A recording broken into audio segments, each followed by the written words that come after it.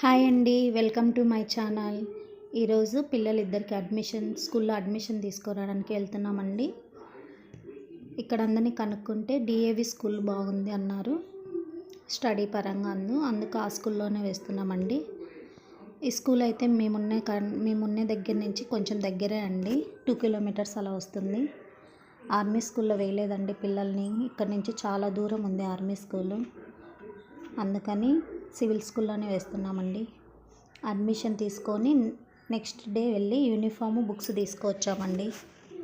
First time చూస్తున్నానండి బుక్స్కు వాళ్ళే cover చేసి ఇవ్వడం.